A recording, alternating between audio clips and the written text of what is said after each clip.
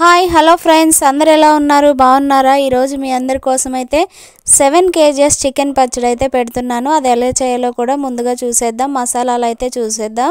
ఈరోజు చూడండి, ఇప్పుడైతే నేను 7 kgsకి అయితే తీసుకున్నాను కూడా. అన్నీ కూడా ఒక 10-15 వరకు అయితే మసాలాలు అయితే తీసుకున్నాను. ఇవి అనాస పువ్వు, జాపత్రి, జాజికాయ, యాలక్కాయలు, దాల్చిన చెక్క, లవంగాలు ఇవన్నీ కూడా ఒక 10-15 అయితే తీసుకోవాలి. అలాగే ఒక టీ గ్లాస్ వరకు అయితే జీలకర్ర తీసుకున్నాను. ఒక టీ గ్లాస్లో సగం వరకు ఆవాలు, ఒక 2 స్పూన్ల వరకు మెంతులు, ఒక స్పూను గసగసాలు, అలాగే ఒక 2 టీ గ్లాసుల వరకు అయితే ధనియాలు, అలాగే కొంచెం షాజీరా తీసుకున్నాను. ఇక మనకు అల్లం ఎల్లిపాయలు తీసుకోవాలి. ఒక పావు కేజీ అల్లం, అలాగే పావు కేజీలో సగం వరకు ఎల్లిపాయలు అయితే తీసుకోవాలి. ఇప్పుడు వీటన్నిటిని కూడా నేను మసాలాలని ఫ్రై చేశాను. కొంచెం లైట్గా వేడి చేసుకున్న తర్వాత అది రెండు కూడా మిక్సీ పట్టుకోవాలి. మసాలా మనం ప్రిపేర్ చేసుకోవాలి. ఆ తర్వాత ఇప్పుడు చికెన్ అయితే తీసుకున్నాను. చికెన్ శుభ్రంగా కడుక్కొని మనకి సైజు ముక్క ఏ క్వాంటిటీ అయితే ఎంత సైజులో అయితే కావాలో అంత చూసుకొని కట్ చేసుకోండి. మన చికెన్ పచ్చడికి బాగా పెద్దగా ఉంటే ఎక్కువగా కుక్ అవ్వవు, కాబట్టి కొంచెం చిన్నగా కట్ చేసుకుంటే చాలా బాగుంటాయి. ఆ తర్వాత ఇక కడుక్కున్న తర్వాత శుభ్రంగా ఇప్పుడు దానిలోకి పసుపు, ఉప్పు అయితే వేస్తున్నాను. ఒక 2 టేబుల్ స్పూన్ల వరకు పసుపు, అలాగే 2 టేబుల్ స్పూన్స్ వరకు అయితే ఉప్పు అయితే వేసుకొని ఇప్పుడు ఈ చికెన్కి మొత్తం పట్టే విధంగా మొత్తం అయితే కలుపుకోవాలి. ఇలా చూసేయండి. నేనైతే ఇప్పుడు ఎక్కువ క్వాంటిటీతో అయితే పెడుతున్నాం కాబట్టి మీకు కొలతలతో అయితే చెప్తున్నాను.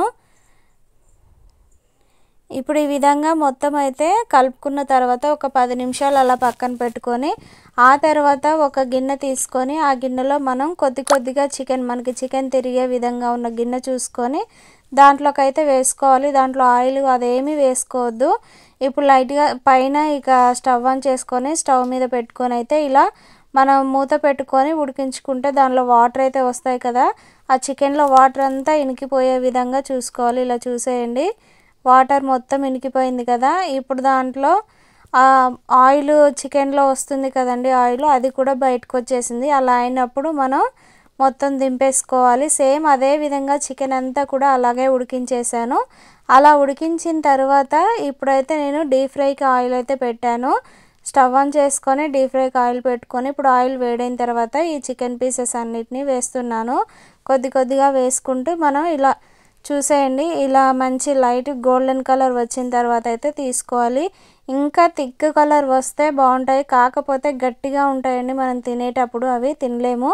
ఇలా అయితే సాఫ్ట్గా ఉంటాయి, చాలా బాగుంటాయి. ఎవరైనా తినొచ్చు, పిల్లలు పెద్దవాళ్ళతో సహా తినగలుగుతాము.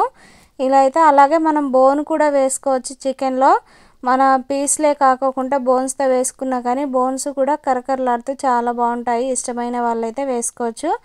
ఇప్పుడు సేమ్ మొత్తం కూడా అదే విధంగా ఇలా అయితే ఫ్రై చేసాము. చూసేయండి. మేమైతే బోన్స్ అలాగే పీసులు మెత్తటి అవి కూడా మొత్తం వేసి చేసాము.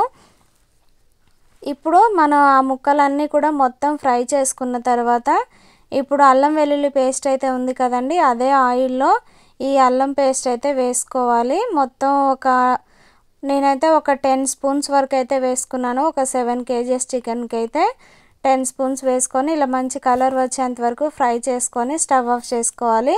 మనకి ఇప్పుడు అల్లం చల్లారుతూ ఉన్నప్పుడు ఇప్పుడు మనం ఈ చికెన్ పీసెస్లో అయితే కారం అవి కలుపుకోవాలి. ఒక 1 టేబుల్ స్పూన్ వరకు అయితే పసుపు అయితే వేసుకున్నాను. పచ్చట్లో కంపల్సరీ పసుపు వేసుకోవాలి కదా. ఆ తర్వాత కారం కేజీకి 2 స్పూన్లు అయితే కారం వేసుకోవాలండి. ఆ విధంగా మీరైతే ఎన్ని కేజీలు అయితే తీసుకుంటారో అలా కొలత చూసుకొని అయితే వేసుకోండి. అలాగే ఇప్పుడైతే మనం పట్టిన మసాలా అయితే ఉంది కదా, ఆ మసాలా కొంచెం ఉంచుకొని మిగతాది మొత్తం వేసేసుకోండి. ఇంకా స్పైసీగా ఉండాలి అనుకుంటే మొత్తమైనా వేసుకోవచ్చు. ఇలా చూసండి. ఉప్పు అయితే ఒక 2 కేజీలకి ఒక గరిటెడు అయితే వేసుకోండి. మనం పప్పు గరిటె ఉంటుంది కదండి, లోతుగుంట గరిటె, అదైతే దాంట్లో అయితే కొలత తీసుకొని అయితే వేసుకోండి. ఉప్పు అయితే 2 కేజీలకి ఒక గరిటెడు వేసుకోండి. కొంచెం తక్కువైనా పర్లేదు, తర్వాత చూసి టేస్ట్ చూసి వేసుకోవచ్చు. ఇప్పుడు ఆయిల్ అయితే కొంచెం అది మనం ఆయిల్లో అల్లం ఫ్రై చేసుకున్నాం కదా, అది కూడా మొత్తం వేసుకొని ఇంకా మనకు అదైతే సరిపోదు కాబట్టి ఇంకా ఎక్స్ట్రా 1 కేజీ ఆయిల్ అయితే వేడి చేసుకొని చల్లార్చుకొని అయితే ఇప్పుడు ఈ పచ్చట్లో అయితే కలుపుతున్నాను. చూడండి.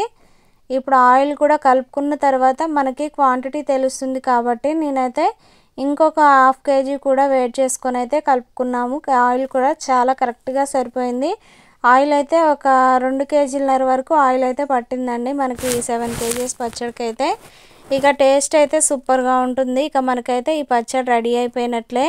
దీంట్లో మీకు ఇష్టమైతే నిమ్మకాయ అయినా పిండుకోవచ్చు, లేదా చింతపండు ఉడకబెట్టుకొని చింతపండు గుజ్జునైనా కలుపుకోవచ్చండి. అది మీకు ఇష్టమైతేనే, లేదు ఇలాగే అయితే ఇలా అయినా టేస్ట్ అయితే బాగుంటుంది. ఇక మనకి చికెన్ పచ్చడి అయితే రెడీ అయిపోయిందండి. ఎంత టేస్టీ అండ్ ప్రాసెస్ అయితే ఉన్నా కానీ టేస్టీగా మనం ఇంట్లోనే మంచిగా రెడీ చేసుకోవచ్చు. చాలా అంటే చాలా బాగుంటుంది. ఈ రెసిపీ మీకు నచ్చినట్లయితే ఒక లైక్ చేయండి, షేర్ చేయండి, సబ్స్క్రైబ్ చేసుకోండి, బెల్ ఐకాన్ని కూడా యాక్టివేట్ చేయండి. Thank you for watching. Bye bye.